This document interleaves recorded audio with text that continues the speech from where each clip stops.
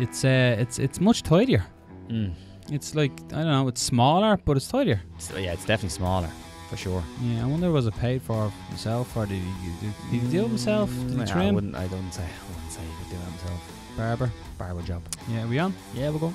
This is A Few Good Fights, proudly brought to you by the MMA Movement. This week we talk the big MMA news. Chael Sonnen calls it a day. TJ Dillashaw admits to cheating. He's sorry, but he's not really sorry. And Tyson Fury eases to victory with a TKO of Tom Schwartz. This week on A Few Good Fights.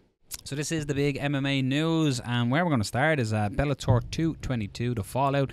Rory MacDonald moves on and progresses. He got the win against Gracie. And a big question for us, Rob, leading into this fight. More so, both of us actually picked MacDonald.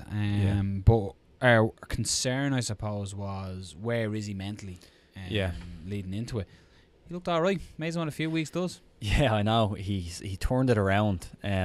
Maybe he just stopped believing in religion. Maybe just like, okay, this is not working out for my career move. I don't know. I thought it was a really good performance, and like for the first round, maybe 2 rounds, I thought he was just trying to feel his way into the fight. I didn't think he'd done a whole lot. But then when I actually think back at Rory MacDonald, I think that's just the way he fights anyway. He's never really the biggest, fastest starter. Like, he doesn't have that many. As far as I remember, you could go to Topology and prove me wrong, but I don't think he has that many early finishes. He's more of a guy 17 first round finishes. He's the Mike Tyson of MMA. But yeah, I just thought he was early on, not that I was worried, but I was saying, okay, he doesn't look like the Red King, as he calls himself. He looks a little bit tentative, but then I'm thinking, he kind of looks that way in most fights. He feels his way in. I thought once he felt the grappling, once he got on top and he knew he was safe there, I thought it was a really good performance. What do you think with the whole Douglas Lima thing? I know they were saying there was something about the time scale of when it's going to be or something along that lines. But like, what do you think? Douglas Lima, it's a rematch from like 3 fights ago. Yeah, basically is the finale here. So, what do we think coming in? Do you think that Douglas Lima is looking at that and thinking he's made a change of plan, different game plan coming in against Rory MacDonald? Basically saying, did you see any holes in the game apart from his belief in religion? Well, that's a pretty big one. No, I just think he was the same guy skill wise, but I do see Douglas Lima like there are different stages of their career. I think Rory MacDonald is on the kind of later stage of his career still, even though I feel like he looked better this time around. I still feel like he's on the later stage of his career, even though he's still young. But I feel he's only 29. But in terms of like the fire that fighters have, I feel like Douglas Lima probably has more of that. He's more fired up to fight. So I think that will be an advantage going in. And Douglas Lima is a finisher. We've seen some huge finishes from him. So I think it's a more competitive fight this time around. Not that it wasn't the last time around, but like, meaning I might probably pick Douglas Lima down the line. Do you think as well Douglas Lima has a lot more behind him now? Because Douglas Lima is one of them fighters that he sort of has flown on the radar for a lot of MMA fans. I say MMA fans, UFC fans, and they probably tuned in to watch this guy called Michael Venom Page, who then got slept by Lima. So do you think there's going to be more eyes on Douglas Lima by the casual MMA fans? In fact, he's fighting Rory MacDonald in the finale of this as well. Is that going to carry? I am right in saying it's the finale. I mean, is this going to carry more weight that Douglas Lima all of a sudden has more hype and casual eyes on him as well? Maybe, but I don't know, because I'm not sure how much wins over big stars translates. I don't know if we have enough evidence of it, or at least I don't know if I've looked into it as much as I probably should have, because we've seen it plenty of times where, you know, fighters have beaten big stars. And Michael Venom Page, like, if you like him or not, he's a big star. Like, people know who he is and people tune in. And if you've seen the ratings in the UK and stuff for that event, everybody was all over that fight. And I think there was a UFC event that night as well. And apparently all the traffic was on that. Like, if you look at MMA fighting's videos, the post-fight interviews and scrums, Michael Venom Page's was the most, even though he lost the fight. So you can see how big of a star he is. But I don't know if you're, like, for example, say if you have like McGregor fans who jump on board of MMA, and say when McGregor lost to Khabib, did those McGregor fans stick around and watch Khabib? I don't know. I think though, although I think the torch is passed and the light is gone from it, but I think a lot more McGregor fans would have tuned in to watch Nate Diaz. Maybe, yeah. So I think it depends. I don't think that many probably really got interested in Khabib, because I still think you see it online with a lot of hardcore McGregor fans still saying Khabib is, you know, a lay and pray guy. I think you still see that, and I'm not saying everybody does, but I think with Nate Diaz, just the fact that he is like this very, very unusual character, and he's a colourful character. Maybe did stick around, but Douglas Lima isn't that guy. You know, he's a fighter. I'm going to bounce around the card a little bit here. Horiguchi gets it done, 135, and the whole thing of what difference will the cage make in this matchup? Horiguchi, I said it last week's show, I think he beats most in 35 and certainly fly as well. I was like, I think like he actually called and said he wants Cejudo next, and although I was very impressed by Cejudo's last few performances, I do think Horiguchi's the man, and he's the man to beat. What did we make of the rematch? It was a really good performance by Horiguchi. I thought I picked Caldwell. I picked him, and I thought what was going to happen was the first couple of rounds, but I thought he would have done more on top. Because I think what happened was a couple of judges scored it from the bottom as well for Horiguchi, which I liked. We always, it's weird when I'm commentating on a fight or something and you're talking about someone having success from the bottom, I always refer to Bass, Root and Randleman every time. Now I have another fight to compare it to. Now we have an updated version so of it, for me it's like, remember Horiguchi was fighting in Bellator and they scored it. Yeah, it happens, but it's something. Back to the point, is actually it is a rarity to see people getting scored rounds from the bottom. And it's weird because he won in the Japanese MMA way of winning an MMA fight, if you know what I mean. Like back in the day in Pride, you could do that. You could stay in your back and throw elbows and throw punches and win the fight in that way. It's just funny that he's a Japanese guy coming over and winning that way. But I just thought that Caldwell didn't do enough on top. He was happy to wrestle, and I thought his wrestling was effective. But once he got there, he just was lying on him, wasn't doing anything. And I think half the problem was he gassed out. And he gassed out pretty quickly. I think it was around halfway through the second round. He probably gassed out. I think that's fair. Yeah. He was huge though compared to him, wasn't he? Yeah. It's insane. Yeah. The great American hope, Aaron Pico, gets knocked out in the round 2 of the 3-round fight. Now, in fairness, Adam Borish, he's now moved to 13-0. So this is there you go. You don't really get to 13-0, by you just happen to land there, Yeah. So he's a skilled opponent. And it was actually interesting. So I've seen a lot of people saying, the hype's not real, the hype train is derailed and stuff. And one of the tweets that actually really hammered home to me, and sometimes you do forget when you're watching, you're seeing fights and you're seeing, because I remember when we had Jimmy Smith on another version and we were chatting away, and he was saying Bellator were all in on Aaron Pico and stuff. But the tweet that made the most sense to me about this actually was Peter Queally tweeted about this, and he basically said, look, these guys are saying the hype's not real, whatever. He said, you've got to realise that Aaron Pico is in there competing at a world-class level. This is the fight game. When you're fighting somebody else at the likes of a Bellator, Ranks, UFC, the big promotions, One, Brave, all these promotions, when you're fighting an opponent, you're fighting a world-class opponent, and it's the smallest mistakes can cost you the biggest outcomes, if you like. And that's what happened here. Like Pico, we've actually said to him, why doesn't he go to his wrestling? He's a bit like Justin Gaethje or something, we'd say, where he doesn't really use his wrestling caliber. He was using that in the first round, but then gets absolutely caught with a flying knee. Watching it now, I thought he sort of telegraphed that he was going for the takedown. He did, He really went, oh, there's your leg, here I come. Yeah. But he got caught. But the thing, my only concern, and it's not the hype's not real or anything like that, is the losses that Pico has suffered have been devastating. And you've only got so many of them in your locker that you can take. Yeah, I have a question for Sean, because he's more clued into this, I think, than us. But I think that was the case here. Like, he started using his wrestling, and he had a quote during the week. I'm not sure if you've seen it, and I'm probably going to misquote it, because I know when it was put up on Reddit, the person who put up on Reddit misquoted it. So I'm saying his, but it was basically along the lines of, I'm good at like all these different aspects of combat sports, but I haven't really learned how to fight yet. Yeah. And I do think we saw that in this fight. And by that I mean he went to his wrestling and he stuck with his wrestling, but he stuck to it to a fault almost, because that flying knee came as a result of him constantly shooting. Yeah. And I think that was picked up by Birch. So, the other thing I wanted to ask Sean was, do you feel that they have rushed Pico on? Because I think when we had Jimmy Smith on, we were both feeling like, this is a big kind of, a quick jump in. The guys he was fighting, like really experienced guys, whereas in boxing it's very, very different. Do you feel like they should have went the more boxing route? And what would you feel is the more advantages of that? I don't know. I think it's a tough one, because he has been matched very tough. I was actually looking on Topology through his record. He's been matched very tough, very early on. But it's one of them where if you match him very easily, people will be saying he's fighting no one. but then he's been matched like he has been matched, and now people are saying, "Oh, you rushed him." Yeah. So it's a weird balance, isn't it? Yeah. So what do you do? I think there's a lot to be said for. It's not always great watching them being matched very easily and winning fights easy, but it's like he said, with learning how to fight, it does allow him to do that. It does give him a platform to do that.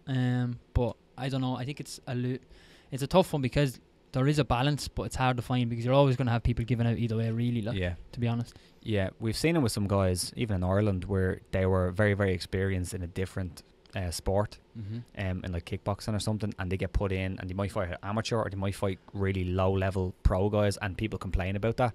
So you could have got a similar situation with Pico. Like, he's coming in as this huge prospect, and if they start, as you said, throwing not cans but really inexperienced guys, they're like, well, Aaron Pico fought in boxing, fought Golden Gloves, he fought in wrestling for so many years, or he grappled in wrestling so many years, he should be fighting higher level guys. So I do think it's that weird balance of how do you balance that.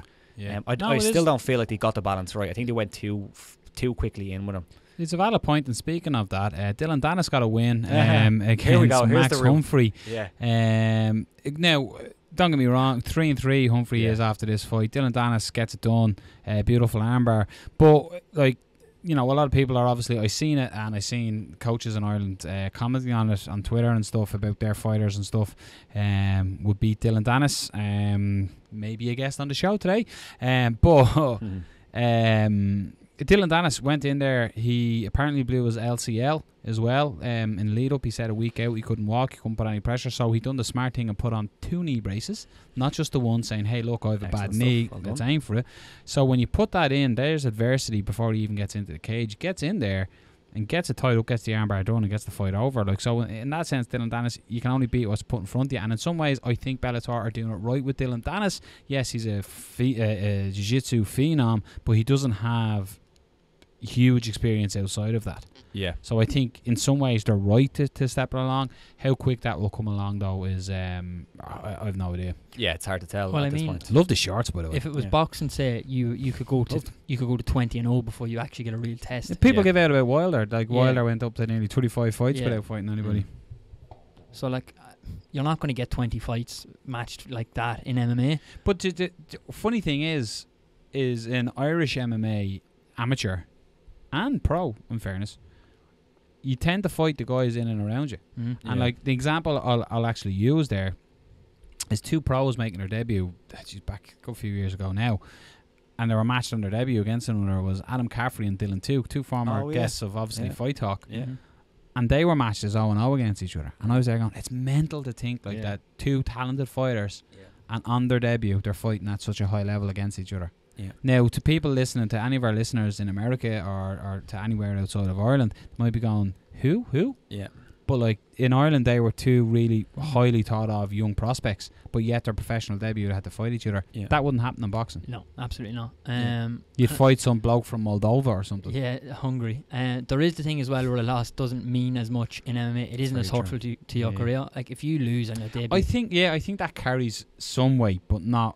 You know what I mean? Not all. You look at some fighters, I don't know if he lost his first fight, but you look at the likes of Neil Seary, his record, you think, whatever. But Neil Seary was as game as can be, one of the best fighters to come out of Ireland. I think the big problem with Aaron Pico's record now isn't the fact that he's lost too, it's just how he's lost. And he's been hurt standing in a lot of his fights as well. He seems to get chained. But what I noticed about Pico is, not this occasion, but previous knockouts he was going for the kill, but he got the kill shot landed on him. So I like that style fight, but I'm not writing him off just yet, but Ricky Bandejas Banhay, he's got a defeat against Patrick Mix, beautiful rear naked choke in the first round. So that Bellator division is really heating up, and all attested to, nearly every one of them are calling out James Gallagher after. So it goes to show, and Gallagher put something up on his Instagram saying, I'm not fighting for 2 weeks, but yet everybody's talking about on Bellator is the Jimmy show. Fair play to him. It's almost like Danis now, everybody's going to be calling out Danis, and he's doing something right. 100%. If you don't agree with it, he's doing something right. That's the thing with Dillon Danis and Gallagher and McGregor, you know what I mean? They have people who want to see them lose, but the brilliant thing about it is then people tune in to watch them fight. And it doesn't matter if you're bringing them in cheering. Don't get me wrong, everybody wants people to support them, But like, if people are tuning in and buying your pay-per-view or buying a ticket to go see a fight, doesn't matter if they want you to win or lose if they're buying tickets. That's it. Danis is probably a guy who'll be able to get you a bit of notoriety very quickly in Bellator as well, if you can get matched and beat him. Absolutely. But let's talk about the big thing. It's not too often you see a fighter retire undefeated. The bad guy Chael Sonnen retires after losing to Machida undefeated. Chael called it a day. Yes. And it was, what's his name from Yahoo.com? Kevin Ioli. Kevin Ioli put up a post saying the biggest drug cheat in mixed martial arts has retired. Is that a fair reflection on the career of Chael Sonnen? I did want to put that to you too, because obviously I have a different perspective on Chael than you two guys. Yeah. Like, it's hard to argue that it's not the right assessment, as in we know he got caught a few times. He was suspended for 2 years, was it? 2 years. And he has admitted to doing all of it. You know, he said that he cheated. So, I mean, if you're going to say he's the biggest drug cheat, maybe not, because I think guys back in the day were probably on a lot more. It's probably the most high profile who's been caught. I think that's probably the way you put it. That's probably right. So yeah, John Jones. but you know, there's a time and a place. John Jones was harshly done by, according to himself. But no, I'm just. But no, you go back. Like, if you watch, for example, the Smashing Machine with Mark Kerr, and you see the amount of stuff that he was on. You know, just enough to keep him to the level of performance. But no, what I'm going to be remembered Chael as Chael for me changed MMA and how you promote a fight. And this was before McGregor. It was before, like, Chael was in the UFC and he was just sort of doing whatever in the UFC, not really getting recognised or standing out for any reason whatsoever. And then he just got it. He created this character, Chael Sonnen, and just start pouring out gold in in promoting fights, and it made you tune in. Like, I loved after he announced his retirement and stuff, he tweeted like, I still can't believe he fed a bus of carrot, like, you know what I mean? And it was like the little joke he had about Nogueira down in Brazil feeding buses carrots. But like, when you look at the portfolio of Chael Sonnen, like who he's been in there with, like he's fought Machida last one, Fedor, Quinton Jackson, Vanderlei Silva, a couple of guys, Tito Ortiz, Rashad Evans, Shogun, John Jones, Anderson Silva, Bisbing, Brian Stan, Neymar Carter. Like, he's fought everybody. It's some run he had towards the end of his career. Yeah, like he talked his way into fights, and he was a promoter's dream, and he's still like, he's outside of the UFC, but he still promotes the UFC so well. And for me, I would see Chael Sonnen in a position of somebody who was ideal to replace Dana White if he ever stepped down. He has that type of thing, and I will tune in to watch Chael Sonnen read the back of a bottle of shampoo. He just has that allure and draw. I find him entertaining. I don't agree, obviously, that he's popping. Like, it's weird that you can say, because he's funny, I enjoy him. But he's funny, but he's also a seriously talented fighter and grappler. It didn't go his way. Like, he was seconds away from beating Anderson Silva when Anderson Silva was seen as unbeatable. And he was literally like a minute 50 seconds away from beating Anderson Silva in Anderson Silva's prime. And that's how I will remember Chael Sonnen more so. After that, it could be Brian Stan and Michael Bisping. Contentious fight. Potentially, But like, I don't know. I love Chael. He brought me in. He was an entertainer. He changed it, and he, as much as he made it whatever, he didn't take it too far. You could argue that other fighters have since done that, but he created, like, that's a character, and he ran with it, and it's brilliant. I remember, I think it was in the Yushin Okami fight where he kind of broke out as that character almost, and it was on the prelim card. And from what I remember, he had an interview afterwards, and he basically went on a rant saying, like, what are we doing on the prelim card? And he started blaming Yushin Okami for not knowing how to promote a fight, all this. And that was kind of the start of it. And then he beat Nate Marquardt, who, at the time, Nate Marquardt was on an insane run. Like, Nate Marquardt was legit. He was absolutely legit. And he beat him, and that's when he got the title fight. But I remember that moment and him coming out, and I was like, well, he's doing something very, very different here. Like, this isn't something we've really seen in MMA. And even in a lot of sports, it was He like made- it was do you know what he rehearsed, but it wasn't. He almost You know? made himself the heel, and I'm gonna compare it to stupid WWF. The way Stone Cold Steve Austin was meant to be originally a heel in the WWF. Yeah. But he was just so funny that everybody tagged on him and the crowd liked him. So he was like the bad guy you liked to The cheer. thing is, though, he got it right, and Chuck Mindenhall done a great article on it. And the funny thing is that he wrote this article as like an OD to him, but it was before the fight. But when you read it, it's almost like after he retired, so it almost works better that he retired now. And one of the things he mentioned was like his ability to just get it. The fact that, remember when he had the Vanderlei Silva thing on Tough, and he basically done this story on Joe Rogan saying how he was telling Vanderlei, stop being a dick. I am intentionally being the bad guy here. Be the good guy. You're going to get yourself over. You're going to get me over. We're going to build a bigger fight. And Vanderlei didn't get it. Like, Chael done that his whole career, at least, you know, UFC career, where he, as Chuck Mindenhall said in that article, his biggest kind of feat in that Anderson Silva scenario wasn't that he made himself a star, is that he made people care about Anderson Silva, because nobody cared about Anderson Silva before that. They just didn't. He was a great fighter, but nobody cared. And he made people care, and he made Anderson into a star. He really did. Like, He was for all I was saying about Anderson. He speaks English. He doesn't need, and then he's stirring up there. No respect. But Chael Sonnen for me was when you said you remember him different from what we will. So I'm interested to see. I understand what you're saying around how he promoted the fight, and he totally changed the game, because I have gone back and I've looked at it.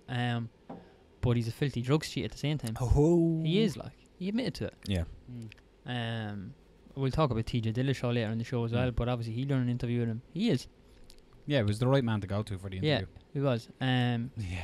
More of that later, but he's a drugs cheat in my eyes as well. A pretty blatant one as well. Well, I think that's true. I don't think you can. I don't think you can argue that. But that's the thing, is that it's almost... I'm going to get weird here, folks, right? It's almost like the Michael Jackson... People will deny it because he's very talented. But if you're Gary Glitter and you've only had one hit wonder, you have to fuck off to Thailand. Do you know what I mean? It depends how good you are at something, how much people will forgive you. That's my point. I'm not saying it's all right to do that, Rob. But it's my point, is that because he was so good and he's a public personality and funny, people will almost sweep that away and forget about it. While TJ Dillashaw needs an injection of personality, never mind fucking... Or Yoel Romero, who technically hasn't got caught. But I think if you lined up Yoel Romero, TJ Dillashaw and Chael Sonnen, and you goes, who's the biggest drug cheat? They're not going to go for Chael. They may go for TJ because of recent events, but they probably go like, Yoel Romero, 100% that guy. Chael doesn't look like the drug cheat. But Chael, that's, I think, he's a bit forgiven. So Chael Sonnen is the Michael Jackson of MMA, while, you know, TJ Dillashaw is the Gary Glitter of MMA.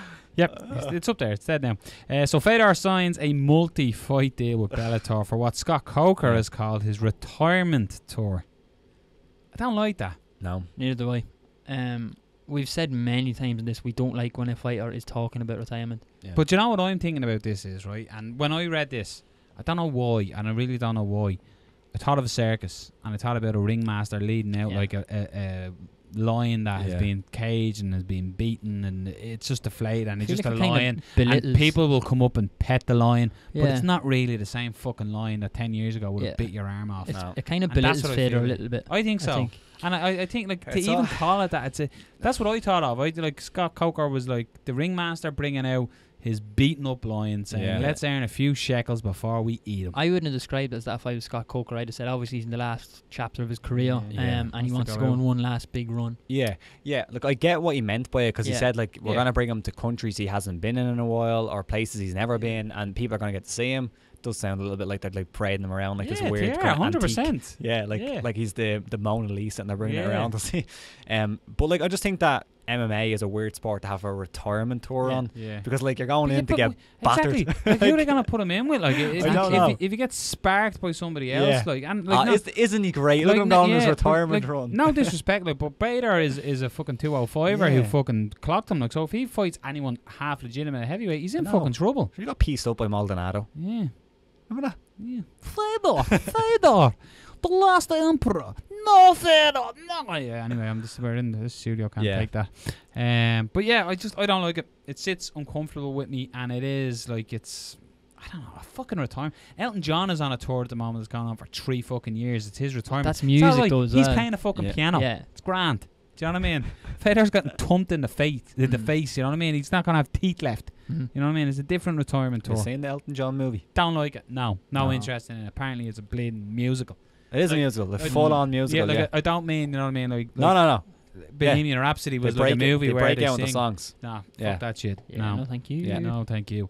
Talking about shitheads, TJ Dillashaw admits the cheat and says he doesn't want to make excuses, but not mad that he did it. Yeah.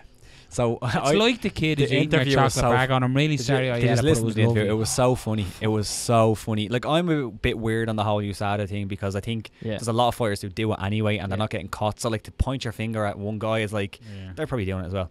But it was just so funny. It was real, like the immature guy who was like, I don't like I'm not gonna make any excuses, and then goes on to make like 10 excuses for what he done. It was hilarious. I think as well, look, if you fail a drugs test, you should probably fail an IQ test, to be honest, because all that stuff should be done out of camp and out of cycle. Like, you shouldn't really be doing it in camp. Yeah. So you don't have they're random tested down now. I know that sounds outrageous. You don't have a problem with drug cheating. No, just do it at the right time, lads. I think like these guys they're smart enough to do it. They'll at least be smart enough to do it right. Yeah. Was it a random test that he got caught on, or was it I think so. I don't know. Yeah, but what was it? I had something to say. He was so clever on how he done it. A non-UFC week. Well, there's no UFC fighters around to challenge him. Done it with Chael Sonnen. Yeah. Chael was like, you're grand. Yeah. Don't worry about it. He was so clever on how he probably went spoke about it like a criminal going to jail. And he still tried to be a better criminal. He still tries to portray himself as somewhat of a victim. He did. That was the big problem with it. And also, must be a Liverpool fan. One of the things he said I thought was very funny was he's like, I want to come out. I don't want to make excuses, and that's why I come out and announced it by myself. Yeah. But you can't come out and announce it by yourself because you're caught, and they said like you have to inject this shit. Like, cause it's like if you're in a bank and you have a bag full of money and the police run in. You go, I robbed the bank. Yeah, we know. It's like that Father Ted episode. You've seen it? Yeah, but I admitted it. Yeah, I admitted it. Yeah. The money was just resting in my account. Yeah, it was just resting there. It was a weird interview, and it's a weird one to do so soon after it. Like, maybe wait a year and a half till your ban is nearly up and then do it, maybe. And he apologised to everyone, all his family who were affected, but not Henry Cejudo, who he actually got in a cage and tried to. It was weird as well, wasn't it? That he said like, I done it, but like I don't regret it because I had to do it. Yeah, Luke Thomas made a good point. I was watching a video about it, and he said like, what makes these guys great is the mentality they have, and that mentality obviously skews the moral compass to the extent where they don't have an issue doing this. Yeah, I always, because people are saying they push for the edge and stuff like that. They always push for that 1% to be better or whatever. But like, I'm like, I can't remember who said it. It was like, if you feel you need to inject and to have something in your body to make you better or make you stronger, that shows weakness. That doesn't show your belief in yourself. Yeah. I agree with that. But also, like, to take not take the side, but at least see where they're coming from. Like, if MMA is as filled with drugs as a lot of people say, and like, say if you were doing an exam, here's a stupid example, like we're all doing an exam here, we're doing a maths exam, and you two are looking at me, and I have a fucking calculator here. Like, the chances of you saying, oh fuck, I'm gonna take out my he fucking has it. Can't do algebra on a calculator, motherfucker. That's very true, but you know what I mean? Yeah, no, I do. No, I know what you mean. Yeah, it is. But like, I don't know. I'm the type that just because Sean sticks his hand in the fire doesn't mean I'm gonna do it. No, I'll do it. Do you know what I mean? Just go for it. Dana White says he signed a new 10-year UFC deal. What do we think about this? Is he still the right man to lead the UFC? I think so. Considering I think so. Like, but I wonder what his power is, what his sway is, because you don't see him as vocal as he used to be, or I reckon that's potentially the powers that be above. They're obviously a lot more influential than Fertitta as well. IMG. Yeah, and I imagine like I don't read too much into it because like they could just release him, or he could just leave anyway. I'm sure, like if they wanted to, it's probably just like more of a visible thing. Like he signed David a 10-year Moyes contract. Yeah. It's probably kind of one of those as well that just protects them if he does leave. Exactly. Or if they want to. Yeah, there's some kind of clauses like, because like you don't want Dana White leaving the UFC and then potentially going somewhere else. I don't think he would. I think if he leaves the UFC, he's probably going somewhere else. Just talk to him and the Fertittas are buying an NFL team. I've seen that. Yeah, he really wants to work with them again. I seen all his quotes. That type of money, just got my boy in an NFL team. I can barely buy a pack of fucking Match Attack stickers, never mind a fucking football team. Did you see the speculation around the UFC buying PBC. PBC, yeah, I seen that. Pro boxing champions, I think it is. Yeah. Premier boxing Do you champions. think that's the whole idea of them just getting into the boxing world, that they want to Yeah. have these fighters, that But they can what obviously they've- put them on Zuffa for fuck all? Like. What they've also said as well is they don't want to deal with governing, because you know there's the 4 governing bodies in boxing. and Yes. It's just politics all over the place. They've also Yeah. said they don't want to deal with the governing bodies. So if you want to explain to me how you're going to get Deontay Wilder, who's a PBC, to fight without a governing body, that'd be good. Because I don't know how they're going to do it. Yeah. Because he's a WBC champion, so he's not going to give that up unless they throw a ball of money at him. Let's stick with boxing, Sean. Keep you Yeah. happen. Tyson Fury gets the win, second round TKO, and Sean put in the group. Cert I'm lads, going to out him here. 15 to a Fury I actually got 5-2. distance. To Cert. It's a cert. That's 2 certs in a row, Yeah, Sean. I know. Honestly, I thought it was a great bet because he hasn't knocked anyone out in 5 years. He's not. Now, my funniest, before I continue, is I messaged Sean about, there's another Sean fucking tip, and he wrote back on, I tell you, I'll be having words with Swartz when he's collecting me bins on Monday morning. Classic Sean, calling him a bin man. Phenomenal stuff. But what, right, he hasn't knocked anyone out since 2015 or whatever you said. But were you impressed with his performance? So impressed. He absolutely pieced him up with the jab. Split his guard just so often. He didn't even throw that many hooks or other punches, like right hands, just jab, and he bust him up with the jab. And of course, head movement. Yeah, head movement. Head There movement. was the bit in the fight as well where resist. he just slipped and dipped Everton, and Yeah, it it was looked lovely. really good. What I loved about when he was up against the ropes was he wasn't just doing the head, he was rolling the shoulder with it, because there was a couple of times when Swartz almost landed, but the glove was deflected off the shoulder. Yeah. It was beautiful. Lovely performance by him. And the finish was very good. If he can take that now in some bigger fights, I'd be so impressed. I don't really see anyone beating him, to be honest. Yeah. What about his performance post-fight? What about his performance pre-fight? Yeah. He walks out like Apollo in Creed with America. the big fucking boa feathers. I love that people were like, well, you know, Apollo Creed did die in that fight when he done that, so probably not the Phenomenal. best. And then he sings Aerosmith. Yeah. And then he sang American Pie with Don McLean in the post-fight press conference. And Not he got, gonna lie. got them all up Wasn't singing bad. and dancing. Yeah, Wasn't bad. Now, as I said today to one of the lads, geez, sort of surprised Fury actually knocked out Aerosmith. And I was like, but he normally goes 12 rounds, so he's probably a little out of breath. So he had plenty in the lungs there to belt it out. But So funny. great entertainer in that sense. Yeah. But Brilliant like, entertainer. Great performance. I've seen as well. somebody put up, and I'm putting this to you, Sean, because you know you're the boxing head amongst us.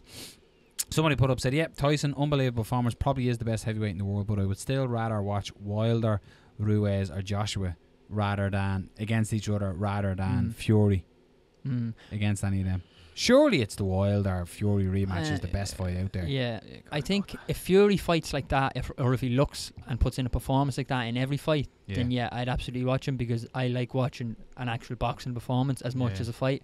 But you don't always get that, and people look back on the Klitschko fight with sort of rose-tinted glasses because Fury has talked it up how good he was. If you watch that fight, it was boring. It was fucking boring to watch. It was, and it was a close enough fight. It wasn't the walkover that Tyson talks it up as. It wasn't. What did you think of Fury going backstage to Swartz after and going into the change room? I thought that was touch class. Yeah, it was saying nice I'll to put see. you on Fury. And what I thought about it was smart as well. I'll put you on my cards. Yeah. And I'll also come and train with me. 6'6" heavyweight boxer, come train me. There's not too many of them out there in the world, so he's smart. I just beat the brakes off you As with well. inside out. Yeah. Few Let rounds. you break the brakes off you in the gym as but well, come on, please. let me do that and keep me fit. If Schwartz gets a couple of good wins after this, it only looks even better for Fury as well. So 100%, yeah. Exactly. Hey, look good. Well done. It was fun. Back to MMA news. Happy Adesanya will meet Leon Edwards in the welterweight headliner at UFC San Antonio on July 20th. This is a fight that I suppose Pete Carroll, when he was on with us, talked about Leon Edwards, that he's not getting the big fights or he's being overlooked. This is a big fight considering what RDA is coming off. So big fight for Leon Edwards. This is a huge fight for Leon Edwards because he hasn't really got that fight yet. Like Gunnar Nelson, I think for all of us and kind of the hardcore MMA fans, that's a great win. But I think someone like RDA who's been to the top, if he can beat him, it really propels him up the top of the ladder, I think, in this division. And it's a weird division because of the whole Colby Covenant. Is he still an interim champion? Yeah, No, he I don't goes know. around with a belt with He goes strippers around all with the a belt. time. He got stripped. Yeah, he got stripped. He got stripped, but like they haven't really, I don't know, it's a weird one. But See his picture on Instagram Huge. the other day. Which No, one? don't follow him. I think he's a prick. So I have to stop.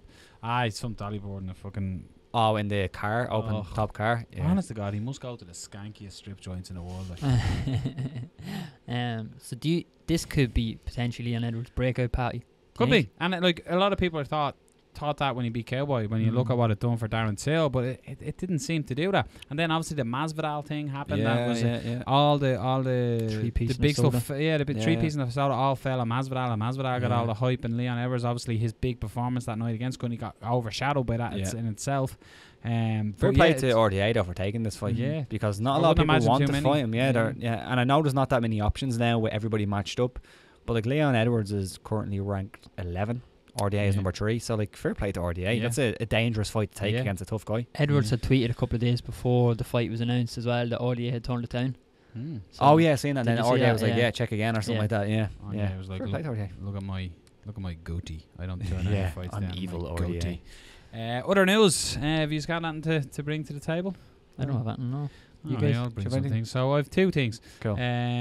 For people wanting to tune into Bellator in London, Peter Carroll was sharing. Apparently, it's going to be split between TV Channel 5 and Sky Sports. Yeah. So is that the undercut or the prelims on Channel 5 and then the main card at say 9 o'clock on Sky? Yeah, but like Paul Daly and everything's on one brand, and then you've on the other brand, big fights on the other brand as well. Masasi or something on the other one? Yeah, so Masasi, Rafael Lovato Jr. is the main event. Paul Daly, Eric Silva is the co-main event. So I don't know if they're going to do like half and half. I assume they can hardly jump back and forth. That would be fucking weird. So probably a prelim. But it is also a Friday night card as well. Yeah. Aaron Chalmers. Maybe they're putting Aaron Chalmers on Channel 5. Probably, I've seen a great thing. Aaron Chalmers actually, so speaking on briefly there, where he said like people don't realise that people think whatever I'm getting cannon fodder where he lost the last fight, obviously, and people don't know what I gave up. Like I gave up 6 figures, sponsorship, 6 figures, TV deals to pursue my dream of MMA. So nothing but fair fucking play to him. Do you know what I thought was funny though? Not funny, but I was just surprised by it. Was that Melvin Manhoof was on the card? Yeah, Melvin Manhoof. Yeah, crazy. Weird. Yeah. Brave Combat Federation announced an invite-only event to take place in London. Fancy. That's in England on the 25th of July. Brave CF24. And according to MMA Junkie, Keane Cowley will be taking on Magic Gervinski at the event. More fight announcements will be expected in the next coming days or weeks. You going to be there now? I certainly am. I will be on the call with Kirik and Phil. Invite only, so so we're getting the invites? No. I really like the idea. Me and you were talking about this, and it's like something that you don't see in MMA. It's going to have sort of that underground Bond villain feel about it, you know what I mean? But by all accounts, don't push me on names, it's going to be a really good event, like with serious. Wonder who's going to be there. Wonder what the invitees are going to be, or the guests. You used to see sort of events like this in boxing in the likes of Monaco and stuff, where they'd invite all the royalty in Monaco to an event in a casino or something. I'd imagine it'll be the likes of that, but then you got to remember, like Brave are obviously with His Royal Highness are linked with KHK MMA, so you'll have the likes of Frankie Edgar and Khabib and stuff like that are well associated with Cyborg. So it wouldn't surprise me if there was people like that, and then obviously big people in the MMA scene in the UK, I'm sure will be there. But so far there, and I have to say that fight's actually not confirmed. It's just reported on MMA Junkie. But Keane Cowley makes his return to the Brave cage, so that'll have a lot of interest in Irish MMA. But one more thing. Did you see the UFC were basically forced to release a statement on BT putting that fight on box office? They actually had to come out. They just basically said, we trust their decision, and it's whatever. It's not going to be too many events. Good follow up to that. How fucking difficult is it to cancel Air Sport? Could you not get rid of it? I signed up to Air Sport, right? And I signed up on the phone, just rang up, how are you doing, want to get Air Sport in? Yeah, great, no problem. Just turn your set box off there, turn it back on, and you should be good to go. Yeah, great stuff. Received an email, say, signed up, blah, blah, blah, giving you all the $29.99 every month, blah, blah, blah. Sure, yeah. No account ID, given nothing of that. Like, so, rang them up, went on chat first, looking to cancel Air Sport, please. Sorry to hear that. Why? Well, these are charging pay-per-view for UFC, so subscription and pay-per-view means bye-bye. And he was like, you have to ring this number in order to do that. So you ring the number. Put me through, like. When you ring the number says, please enter your account ID. No option to bypass that. Can't get onto it. Went on to Twitter. Hey, at Air Sports, can you please tell me how I can cancel my subscription? I don't have an account ID. I don't have yada, yada, yada. Yeah, they're telling me that my email address is not recognised on their system, yet I'm getting emails off them. Yeah. And they're happy enough to take your money as well. Yeah, so Air Sport, go fuck yourself and cancel my fucking subscription. Yeah, do it. Pay-per-view for UFC is that 100% I assume that's a direct debit. You just cancel the direct debit. Yeah, that's what I'm going to do. Yeah. Sean. I thought smart thinking. Yuppa. But yeah, that was the big MMA news. Did I say we are now joined by the future? It's inevitable. We're joined by Ian Garry. Ian Garry fighting in Cage Warriors in 13 days, 14 days time. Ian? 12 days. 12 days. You're doing No a one's nice counting. little countdown on Instagram. I see it most days. You're taking on Teo Adunjo. Apologies if I'm saying that incorrectly. He is 2-0 with 2 finishes as well. He is an undefeated fighter both in the amateur ranks and moving into professional. So, Ian, let's first talk a little bit about the fight coming up. So, what do you know about your opponent, or does that matter? No. It doesn't matter. For me, opponents at pro can always change. I've seen, perfect example is Chris. I've seen him go through too many fights to specifically design a camp around a certain person. So I've kind of adapted a style whereby Chris will tell me what he wants me to work on. He'll have a look at my opponent and he'll just want me to implement certain things into my game that are going to benefit myself going forward and myself against that opponent specifically. So, for example, if Teo was to pull out now tomorrow and someone stepped in, I wouldn't be at a disadvantage going, I've just designed my whole camp around, say, for example, a southpaw, because I know he's a southpaw. And then I have to fight an orthodox and we're going, oh, well, everything I've learned or everything I've worked on over the last couple of weeks isn't relevant. No, it's just me implementing my style and my game to whatever kind of Chris wants me to do. And that's why it works so well. It's about being the best me, and every fight is just going to slowly but surely bring me better to bigger and better things. How helpful is it coming into this? That you've obviously it's a big card in itself, but you're sharing the card with James Webb. James Webb is the middleweight champion, making his first defence of his title. King. The Gym King, the chaviest tracksuit in the borough. But how important is it going into a fight with a teammate who's competing as well at a world title level? So there's actually, I'd say there's 2 major points to having James on the same card as me. Firstly, it feels like I'm sharing all the kind of pressure. Not even pressure, but it's not just me on the card. It's not everyone coming over to see me or the club being there for me. It's myself and James, and it's lovely to see and have him on board because, and that's the most thing. So it feels like there's kind of like we're equally sharing the pressure. And the second thing is, I'm loving having him on it because I'm pushing myself so much harder because I see how hard he's pushing himself. So he'll text me, I'll ring him and be like, all right, what's up, pal? And he's like, all right, mate, what are you doing? He's like, I'm just in the ISI. I've got to go to a training session at this and this. I'm like, fuck, I need to go to the gym. I need to do something. And then he'll ring me and be like, right, what are you doing later on? He's like, got rounds. I was like, right, see you there. So having him on the card is just pushing me even harder.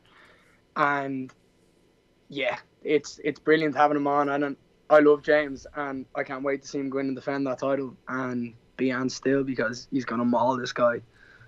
In my opinion, I see how hard he's working. I see how good he's looking. I just don't see him losing this fight.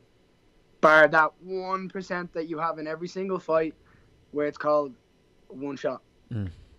So that's all I see. But James and me have been working too hard coming up to Cage Warriors on June 29th that I can't see us not getting the double. Just speaking of Cage Warriors, I know on your debut, professional debut at Cage Warriors, when you beat James Sheehan, you were very hopeful. You're adamant that you wanted a contract with Cage Warriors. You recognise that they're one of the biggest promotions certainly outside of America. So with that, how good news? How quick of the good news did you get that you were signing with Cage Warriors and that was where the future was for the immediate future? It was actually pretty quick. So I broke my hand in the last Cage Wars. So I took a short notice fight, went in against James Sheehan, who was an animal, and I broke my right metacarpal, I think it is, and my second metacarpal, and basically I was off getting checked by the doctor and just getting medicals while Chris and I were back upstairs. And I came up, and Chris goes, "Did you see Graham's tweet?" And I was like, "No, literally, like my phone's in my bag." And he was like, he said, he made a joke. He was like, "Oh, they said that they haven't got enough space for to take any new lads on, but he wish he could." And I was like, "Why would you say that?" And then he goes, "Here, look, have a look," and showed me his phone. It was like Ian Garry and James Sheehan after their amazing fight on Cage Warriors 101 have both earned themselves a title a contract. And I was like, "Get in, happy days." That's one step closer to where I wanted to be. One little thing that I had on the list that I can now check off and start working towards my other ones. Just as a matter of getting there, and I don't mean this, are you surprised with how quick the resurgence has been, that you're at the level now where there's people in the MMA community are talking so highly of you? Does that add pressure in some ways? And also, are you surprised that you're there to this level so far? I know you want to go further, but are you surprised at this young age that you're there already? Yes and no. Am I surprised I'm there? Probably yes. I would imagine. I would have thought it would have taken a bit longer to get there, but obviously stepping in on a short notice fight, I knew what I was getting myself into. It was a high risk, kind of high risk, high reward type of thing. I mean, James was going in there with a full camp expecting to go in there and come up against a completely different opponent, and then it changed to me, and I was just literally starting camp. Well, starting camp. I'm always training hard. I'm always ready to go, but I was just starting kind of my intense training to fight James' teammate, Ian Coughlin, down in Cage Legacy, the Gladiator. And I got the call. I was like, "Yeah, let's do it. I know exactly. This can take six to 8 months off my career by just putting me in this position that if I win, I could get a title fight." I keep saying title fight because that's all I think about is titles. And it's weird. I've been looking at all the stuff on Twitter and all today between the shite going through with Dalby and Houston online. So it's just in my mind today. But about getting the contract, and the fact that I got it has just made my life a little bit easier and also a lot harder. Because now I've got to work and show people why I'm at this level, why I'm there, why I deserve to be there. I'm not just, he's a one-trick pony. He come in, he had a good fight, he done well. We'll see what happens next. I know I'm at this level. Now it's about proving it to everyone inside the community and outside the community. So anyone in, say, the Irish MMA scene will know that I deserve it. And if they don't, come to KF and I'll show you why I deserve it. Right? Plain and simple. Anyone. I don't care who you are, what way, I'll show you why. But anyone outside of it, they're like, "Oh, is he really that good?" Now it's my chance to prove to them why I'm there and why I'm on the biggest stage in Europe. Because there's literally no better organization. Fuck Bellator, fuck Bama, all them. Name another organization that has brought 91 fighters to the UFC. You can't. No, you can't. No, you can't. They're the best. They are the best at what they do. They're not there to produce like world-class talent in a sense of and keep it. They're there to build their career and help their progression, knowing that they're going to eventually decide to go to the UFC.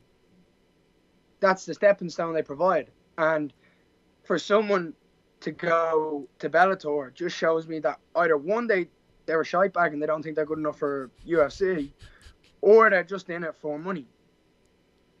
I'm not in this for money. I'm in this to go in there and show I'm one of the best fighters in Europe, and then show that I'm one of the best fighters in the world by going to the UFC. And that's my goal. Now, I may not be there anytime soon. I may not get there for a couple of years, but I'm going to get there eventually. And that's the way my mind is. It's the way my whole training is going, is to show everybody that I deserve to get to the UFC, to be in Cage Warriors, to get that Cage Warriors strap. This is all what my mind is thinking of 24/7. And Cage Warriors is the perfect stage for me to be on, and it has proven time and time again that is the best stage in European MMA. It's one thing when I spoke, like I've called. I remember how long ago was that K1 fight? You had a K1 fight in Cage Legacy. K1 fight would have been March. It would have been March or April. I think it was April in 2007, 2018, 2017. That's scary. But Chris, and then I had my first MMA. Yeah. On the 19th of November. In Clanmores. Yeah, you beat Andreas. The Luska left hook. Yeah, right down the Pope, as I always call it. Right down the Pope, yeah. Right down the Pope. But I always remember Chris Fields was talking to me about you, and he was saying, wait to see this kid, wait to see this kid, wait to see this kid. And when you think about it, like that's 2 years, not even 2 years, and you're in Cage Warriors. And it was quite funny because I remember when I met you first, you've got a real, you'd attach to your personality, you're to everybody, you have time for everybody, you're always open to everyone. But like, don't take this the wrong way, but you were a cocky little shit, like. But what I am. No, but I find now, Ian, with you now though, it's not cockiness, it's confidence now, and I think the reason why I'm bringing this up is because I want to talk to like two of the best coaches, in my opinion, in mixed martial arts right now, and I include that across the world, as Tom King and Chris Fields. I think what they're doing out in Team KF Martial Arts is absolutely phenomenal. And I robbed the line from Jerry McCarthy in commentary in Clan Wars last week, where he says they're not just building fighters, they're building characters. And I think I've seen that, yeah. I think in some ways, Chris and Tom, although for anybody watching or listening, they can clearly see your confidence and listen and hear it, but it's very different to cockiness. It's belief. So just talk to me a little bit about how important and what the daily grind is and the daily work, and like, you are held to account. From what I get from Chris, you're held accountable for your actions there. You can't go out and be talking absolute shite or be disrespectful. And it's such a breath of fresh air right now in mixed martial arts to have that. Yeah. No, so like on the confidence, just on the confidence part and the cockiness, I've always been like that. That isn't just because I think I'm up my own arse. I'm just so confident that anything I put my mind to, that I know I can reach a certain level if I want to. That's just the way I have been. It's the way I'm built. I know I can make it to the elite level in this sport because my mind is completely set on it, and it's just tunnel vision. And it has, even over the last, and I completely agree with you, at the start maybe it was cockiness, and now it's 100% confidence because I'm more mature and I understand things a little bit more, and I don't need to be going out and talking and all that shit, and I just got to do me, and by doing me everyone else will see the confidence. But Tom King and Chris Fields, you said it a while ago, I can't remember how long, but you said there was something in the water, and you should have trademarked it, you should have sold it and done it, because look at the team that they're producing at the moment. They're just killers. Everyone in that gym, there's lads there that haven't even fought still, that aren't young enough. There's 3 specific teenagers that I have in mind. They know who they are. Wait till you see them hit the MMA scene. They're all turning 18 this summer. So they're all allowed to fight. And Chris wants them all to fight. Wait till you see them, right? That's a different level of what we already have. They're the younger generation of what we have. So Chris and Tom, look, they have such a good atmosphere in the gym, right? And it's because of the way I think Chris and Tom are with each other. So Chris and Tom aren't all like pally, oh, hey, how's things? Chris and Tom rip each other out of it all day in the gym. And it's brilliant. It's a bit of crack. You go in, you're not there, and you're not there going into it like a strict room where it's you have to do this, you have to do that. Chris and Tom don't give a shit what you do, because what you do only benefits you. So if I was to go, oh shit, Chris, I can't make training tonight because I'm going out, he's like, right, cool, I don't give a shit, that's your fault. If you don't want to train, that's you. But remember, in a couple of weeks when you have a fight, there was training there for you to be done. You didn't want to do it. So they put all the pressure on your shoulders. They'll be there all the time. If you need to do extra training, they'll be there. If you want to sort something out or talk to them, they'll be there. They're there for you all the time. But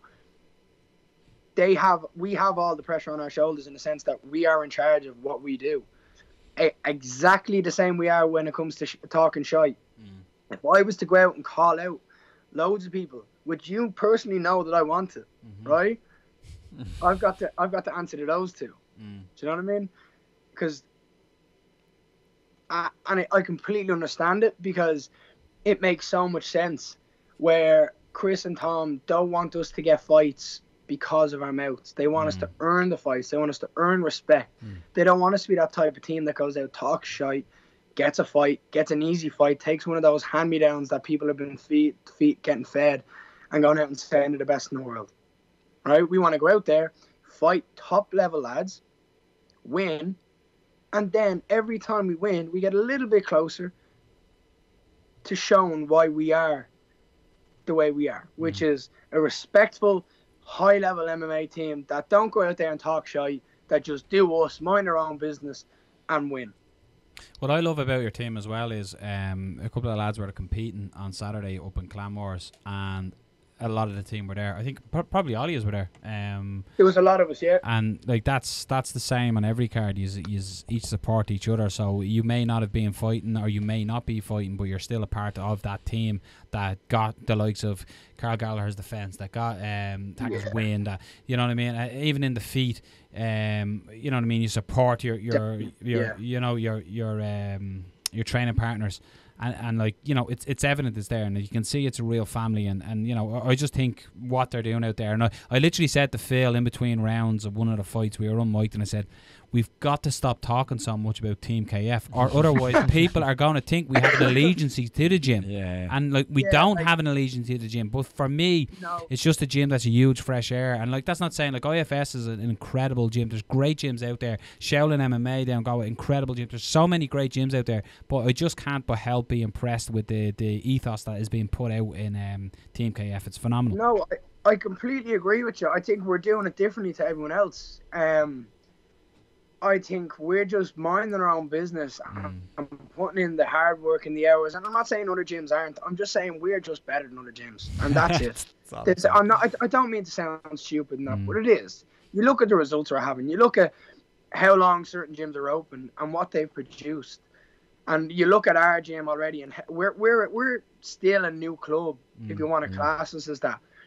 And like, we're dominating in all kind of aspects, especially in MMA. Jiu-Jitsu is getting better and better and better and better every competition we go to, and that's obviously down to Tom King and Chris being so good at what they do. But just even if we look at, because obviously I'm way more in touch with the MMA than I would be the Jiu-Jitsu competition side, like even on the weekend there at Clanmores, we had 5 lads up, right? I was, as a teammate, one, I was nervous for all them, because once that gate closes, I can't do anything. And that is a teammate, and as someone who finds them all like brothers and family and stuff like that, it's hard. But like, we went 4-1, right? Realistically, we should have went 5-0. The one we lost was ridiculously close. It was his amateur debut, and he was up 25. He was up 20 pounds to what he would normally fight at. So he was. I'm so impressed with the loss, because he showed so much heart. And like, you call the fight, like the fact that he just alone, Danny decided that he wasn't gonna tap. Oh my God! I still don't know how he didn't tap to that rear naked choke. That me and Chris were talking after. I thought he was gonna go out. Yeah, it was that deep. So I was blown away by his heart, and that was against a bigger, stronger opponent. Like that, like, they put it this way, I was like to Danny, because me and Danny love a bit of Domino's, we love a bit of sweets, right? And we always talk about it. So he was like to me, I've had 3 Domino's this weekend. I'm like, oh, Danny, stop talking, don't turn it off. I'm here trying to watch what I'm eating, and you're telling me you're having 3 Domino's the week of your fight. He was like, I'm just underweight. So like, I'm so happy with his performance, and that's a loss. Yeah. Do you know what I mean? Yeah. And then you look at all the lads that went out and won, and they done it in such a style. They're like Tackett looked brilliant. there's a lot of things you can work on to get better. I thought that was a good Ryan fight for Shelley- Taka, though, that he was Ryan pushed Shelley like that. was superb.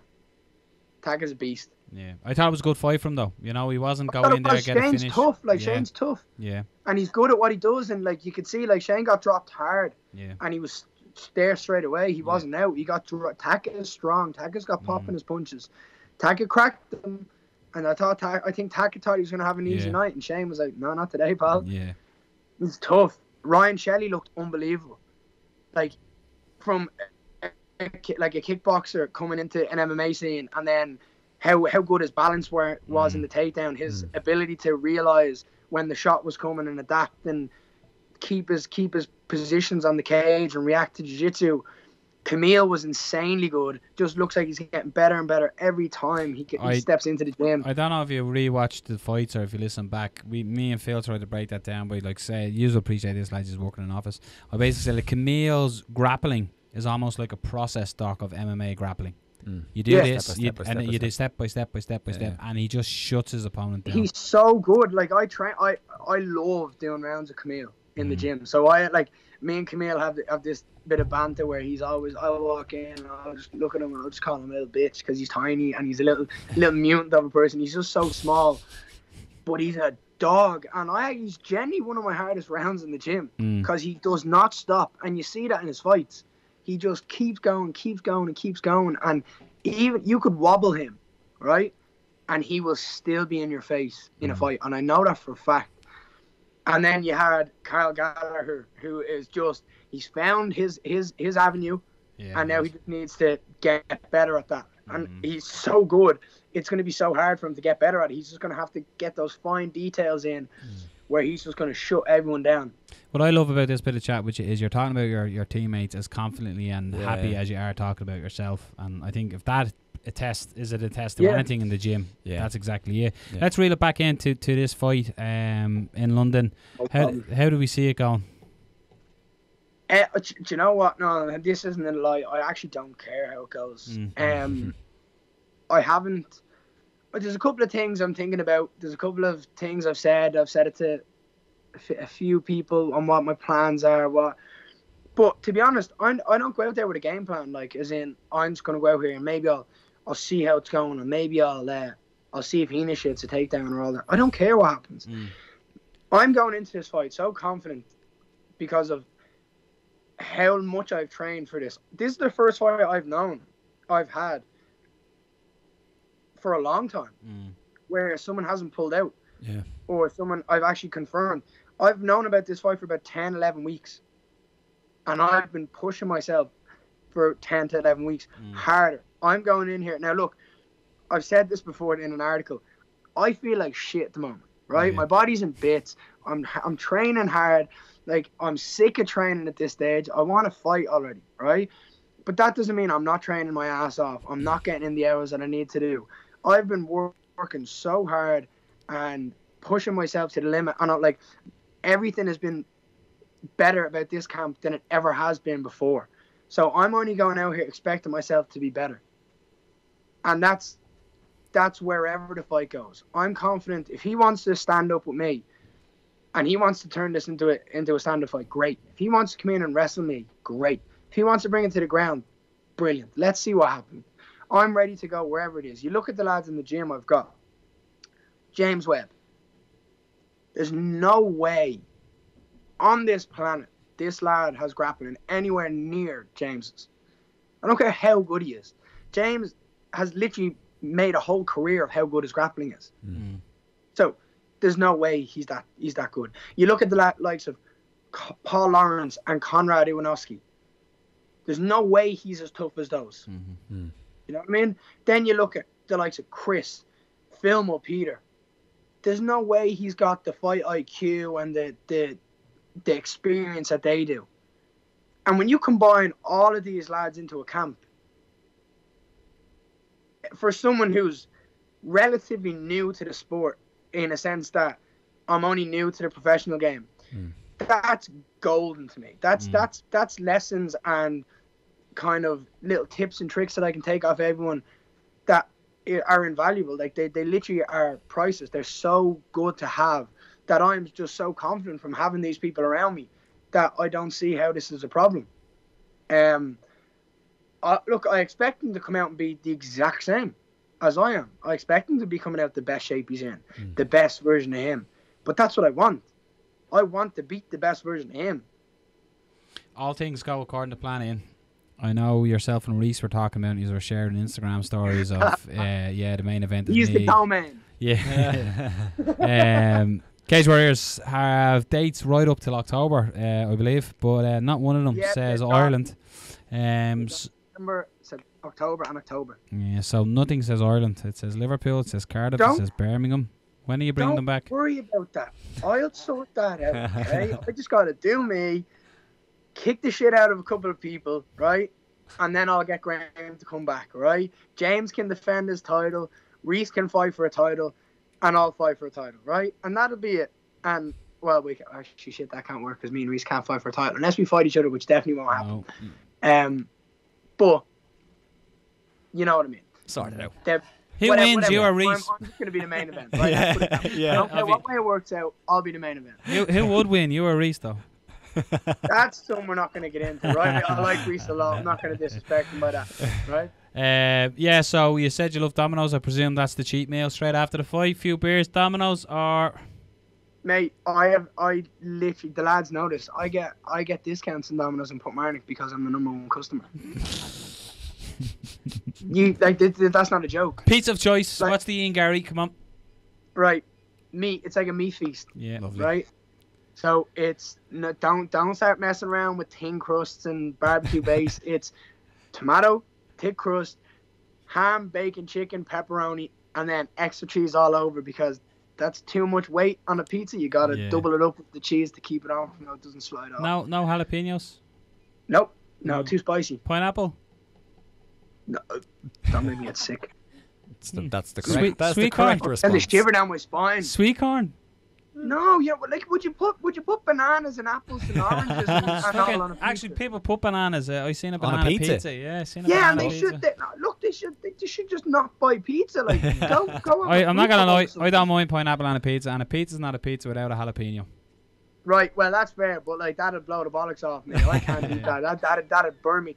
I took a sip of coffee today, and that's why I've been drinking that drink because my mouth is dry because I burnt it. Oh, it's literally swelling. You wait till it cools down, Ian. Don't drink it straight out of the pot. Like, calm down. It was this morning. It was there for about 20 minutes. I drank it. It's still too hot for me. No, but yeah, definitely a Domino's. I don't care where it is. Yeah. After this fight, I'll find myself a Domino's. All my mates are coming over. My family are here. A couple of lads from the gym are over. So I'll be munching down on a Domino's after a victory. After me and James are sitting there, 2-0 Team KF. I'll have a Domino's in hand. James will have his Cage Warriors belt in hand, and we'll both be happy. I look forward to watching it in. I will. Oh, it'll be something else if whatever's in my head goes down. So don't worry. I have to make my name. That'll be a private message on the week. Yeah, that was nice. For Cage Warriors 106. Yeah. Well, like I said, we do wish you the best, and we appreciate you coming on and speaking to us here. Always a pleasure having you on. Yeah, best of luck, my man, and get it done, and get on to Chris for one of them tracksuits. I want one of them tracksuits. Don't even need to have Team KF. You gotta get on to me for them. They're a stylish tracksuit. You look like a GAA team walking into the gaff. You do. It's quality. That's me. Here, look at this one. This is the new one. Hold on. Oh, sneak preview. Just sneaky. This is my new one. So they're actually my sponsors. It's gonna be purple, isn't it? It's definitely gonna have a bit of purple. This is my new one. Yeah, very nice. It's nice. So come on, we'll get the plug in. Where do you get them from? They're O'Reilly, so they're up in Donegal. My sister's boyfriend plays for Donegal senior team. Oh, and he showed me these, and I basically got onto them, got sponsorship, and they look after me so well. They've just kitted us out for the MMA team. We're gonna get some more now for the jiu-jitsu team, and then we're eventually just gonna get new styles and stuff like that. But they look after me well. I send them a text. I send them whatever, they send it down to me. And come here, how about for Phil? For Phil haven't gotten the train yet, have they now? Don't worry, that's happening, right? I need those salted caramel fulfills just on my desk, Unreal. on my He's drawer. looking for an empty wrapper now. Yeah. Oh, here, I'll tell you what. I'll put up an Instagram story after this, and you'll see how many since the other day I've been in my car. There's about 30 of them in my car. Insane. Traveling up to Clamores, and Jerry he was like Mr. Fulfill. Like every time I looked at him, he was eating a different flavour of Fulfill bar. They're so good, They're especially delicious. the salted caramel. I know the hazelnut. On the hazelnut, man. The yeah, hazelnut one. I like I'm both. not a really hazelnut guy, but I No. just think that I've This had podcast the is salted turned. caramel for so long that I could actually eat it more than I would like a dairy milk or something because it is Yeah. so nice Yeah. and it fills you up. So Wonder where they got the name from. if it ain't broken, don't fix it. You know what I mean? No, it's perfect. Listen, Nice. Ian, we're gonna let you go. Otherwise, we'll be here forever. But as always, an absolute pleasure. And I look forward to watching it, and I'll talk soon, my man. Yeah. Appreciate it, lads. Take care. Cheers, Ian. Peace. So it's that time of the week where Sean gets a school bag out, and it's correct homework time, and we give him another fight. So this is educating young Sean. So Sean, we'll start with the fight I gave you first. It was Joe Lowe taking on Little Heathen. Who the fuck is that guy? Jeremy Stevens. This fight took place back in 2009 at UFC Fight Night 17. What did you think? I was 13 when this fight took place. Barely knew what MMA was. Jesus. When the coverage started on Fight Pass, I had to look at them a couple of times to figure out which one was Jeremy Stevens. He looked so different. Really good fight. Really impressed with Joe Lozon. He looked so good, so slick on the ground with his jiu-jitsu and stuff. So slick. And Jeremy Stevens was just coming off a win over RDA as well. Yeah, I know, it's weird, isn't it? It's like, what? What's going on? Yeah. I don't know what stage RDA was at that time, but was he? No, he was a real slow starter in the UFC RDA. Was he? Yeah, he kind of come in and lost a few. Yeah. But yeah, Stevens his style hasn't changed that much. He was still swinging for the fences, throwing bombs. Yeah. But Joe Lozon looked really good. Looked the proper contender. Legit fucking sub game though. Yeah, That was on. legit. Love Joe Lozon. Let's fast forward to 2013. Mark Hunt, Bigfoot, heavyweights do battle. Slobberdocker. This is a great fight. I knew you'd like You're this playing one. to your I audience. know, yeah. This was a cracker. Yeah. I can't believe they went 5 rounds on this one. Yeah, I know. I actually didn't score it because I was chatting about this with a mate the other day. You have to watch a fight with a different mentality when you're scoring. It's not as fun scoring a fight when you're watching. No, it's it's Nowhere not. near. No. Nowhere near. So I didn't even try and score this one, but what a fight. Yeah. Jesus Christ. There's something, it's just better watching heavyweights in a war than it is, say, the featherweights. Yeah, The heavyweights is just better. vicious, isn't it? yeah. It's just like, ugh. Like, some of the shots Bigfoot Silva, how big was his head? I know. His head Yeah. was huge. Yeah, he legit had gigantism. Yeah, he had gigantism. Yeah. Yeah. But Probably. an absolute war. Yeah. I haven't watched the second one, but I'm going to watch the second one. Yeah, it's Don't know good if as it well. was the same, if it was similar. But good fight. how both guys stayed standing. Do you know what you should do for a bit of crack one day if you are is try look back at some Mark Hunt K1 fights. Yeah. Yeah. Yeah. He was a God. legit. Was he a glory champion? He Was w- it? no, No, he it was was K1 champion, Grand wasn't Prix, he? Yeah, Grand Prix. K1. Was it? Yeah, he was Yeah. in that. Yeah, watch his fight with. Yeah, he won the Grand Prix. He won the Grand Prix. Watch his fight with Mirko Krokop in kickboxing. They had an MMA fight. Wasn't as good. The kickboxing was That was a class. fight now that I would show to someone to get them into MMA. I'd say, watch that fight. That is Oh, insane. that's up there. Oh, That's actually, Oh. if a kickboxing match with Mark Hunt, Ray Sefo. Oh yes. Oh. Yeah. Watch Oh. that Okay. one. Yeah, that's a definite watch. Yeah, Okay. that's a Definite definite watch. Definite watch. Jesus. The short elbows Hunt was throwing as well in the clinch and stuff were insane. Yeah. Sick. And you're talking about RDA was a slow starter in the UFC, so was Mark Hunt. He used to be like, just take the 3 down. He lost. Yeah, he lost. Yeah, yeah. He lost to The- Sean McCorkle. Yeah. The calf kick as well that Bigfoot landed on Hunt as well. I don't know if you Yeah. remember. He absolutely buckled his leg, and Hunt was limping for the rest of the fight. pretty That wasn't much. the one. He didn't burst his shin open and that. I can't No. remember that. No. There was You'd- remember the you'd fight miss- where Mark Hunt literally had a string pissing out of his shin. Like, You'd miss Antonio Silva on TRT, wouldn't you? yeah. You'd miss him. Yeah. Let the guys do juice, man. Yeah, Yeah, let's let him do it. especially- He needed it. Yeah, he He did needed need it. it, but He legit needed it. He legitimately needed it Yeah. because of his Had an gigantic Oh, imbalance. really? Yeah. He had a TUE for it. Yeah. But then they got rid of that. So they're like, sorry, Bigfoot. You Sorry, can't. you're Then he started going- getting knocked out You're left, going to right, get the and centre. shit beat out of you now. I think this is an easy pick for you, Sean, but we'll start off with the one that you'll downgrade. But Joe Lozon, Jeremy Stevens. I'm going to give that one a 4. I was really impressed with Joe Lozon. And Yeah. then obviously doesn't get to 5. Against Yeah, 5. of course. does. I play it to the strengths in that one. Yeah, there. 100%. But I did enjoy watching sort of the more ground intense game of Joe Lozon. So yeah, I'm not averse to watching those type of fights. So, this is the part now where you listening get out your notepad as well and write down the fights that we give next week. And somebody, what was the name? Do we know the name of the of gentleman's name? But shout out to the Apologies about gentleman on that. Facebook. Basically, message saying, do we have a list of the fights that Sean has been given previously? And I was also talking with Chris Fields on Twitter during the week, where he was saying that a student of his asked him what are the best fights to watch. He's looking to look back in the history of MMA, and I said, tune into a few good fights, and we'll do it. Give them. So we're going to actually, we've come up with an idea as well, where we're getting, Sean is getting the list that we've given him since the start of this. And he's going to compile it, but we're also going to set up like a leaderboard. So Sean's going to put what he thought was his favourite fight from top down and work his way down. And each week he'll slot the fights in where he thinks they rightly belong. Yeah. And we'll attach it in the description every weekend. Yeah. And at least if two fights get a 5 or a 4, you can adjust them and say, well, this one was slightly better. So we'll put that. So Rob, scramble, laptop time. Give us a fight. I scrambled before we went. Pride. Go back to Pride. Critical Countdown 2004. Love the names. I know, it's great. Not quite as good as the UFC as old ones, but Fedor for the day that's in it against Kevin Randleman. Excellent. It's not like Sean's type, but like No, it's a good fight though. I am going back to WEC 53 2010. We've got Benson Smooth Henderson taking on Anthony Showtime Pettis. This is a great fight. Great nicknames too. Is this the fight? The fight. Yeah. Definitely. They fought a couple of times. Okay. Yeah, this is the fight. Phenomenal fight though. It is a phenomenal fight. Definitely worth to tune in for. Excellent. All made more weird that Benson Henderson has a toothpick in his mouth. But he fought with a toothpick in his mouth all the time. Many fights. Yeah. Really? Yeah, Joe Rogan would be interviewing him, and as he'd interview him, he'd go, and now comes the toothpick. Bizarre, isn't it? Surely if you get a punch the wrong way. Yeah, he trains like that as well. Yeah, if you look closely, he has little things coming out of his neck, little holes coming out of his neck. He can't drink water. He's just like, it's actually like an enhancement. Maybe he's like a sieve. He just maybe it's just like a thing he uses to avoid. Like he's like, if I get punched, I'm fucked. Yeah, exactly. Yeah.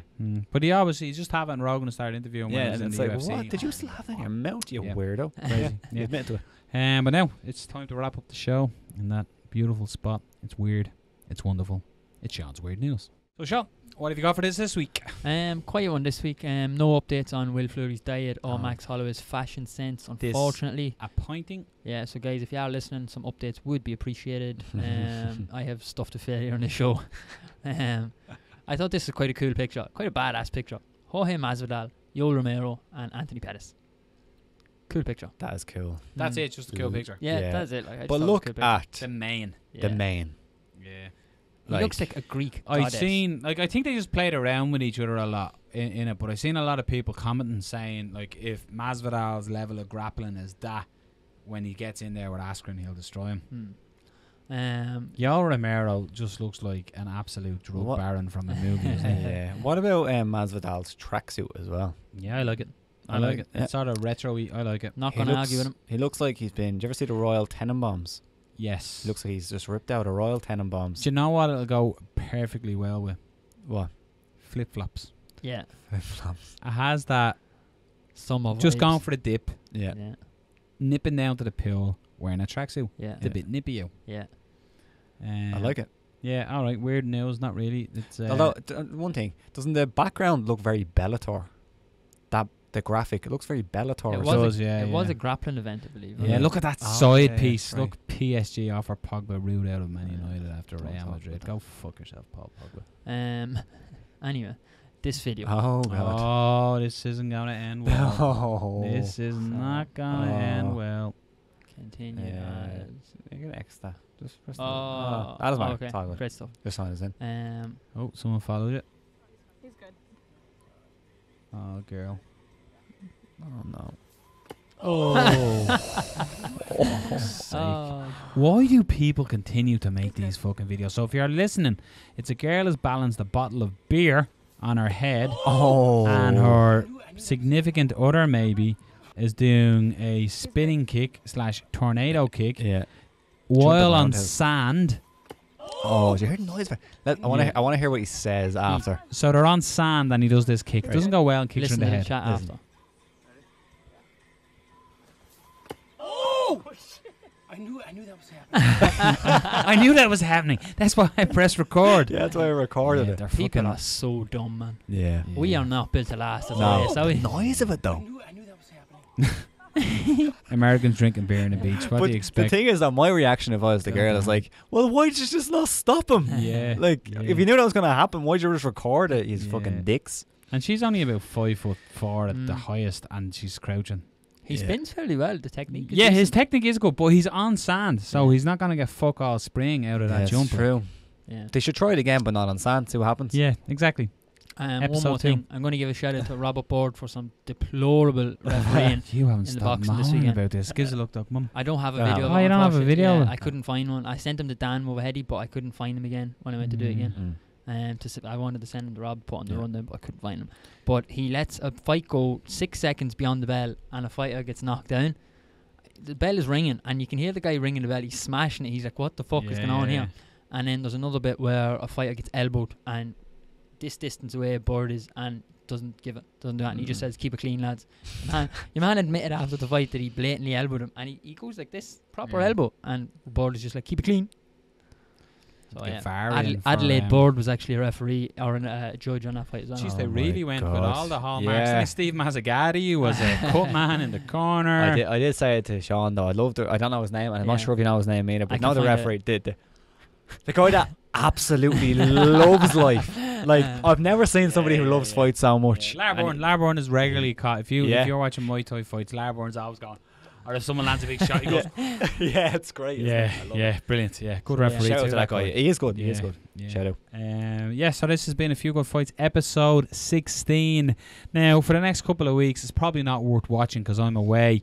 So it's say going to that. be in the... Sean's getting the big seat again. Yeah, I'm quite low down in the seat. You know, We'll have to booster get seat. him a little cushion to get him up.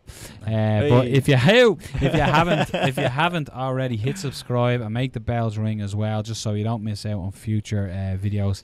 Or just tune in every Tuesday about 1 o'clock. That's when it drops. Like, It does. if you don't want to hit the That's- notification, that is part, true, like, yeah. it's 1 o'clock every Tuesday without fail, unless the bank. No, it still drops at that time, doesn't it? It does, yeah. Yeah. Consistent. 1 o'clock every Tuesday, UK Irish time. You set up as well. Let us know what you think. Yeah, Yeah, what do you think what it do you think is? of this? Yeah, the bunker. Yeah. Episode 16. I'm Noel O'Keefe. He's been Robert Palin. Sean was with us as well. Yeah. See us with a tan in a few weeks. Oi! So apparently if you press this button somewhere here, it subscribes and you get all the notifications for the show. So hit that button there. You have to click or the bell though to get the notifications here. down the bottom. Make sure you hit it and they get the ringer things because Rob didn't know. So it's the button Yeah. there or there. It's somewhere roughly around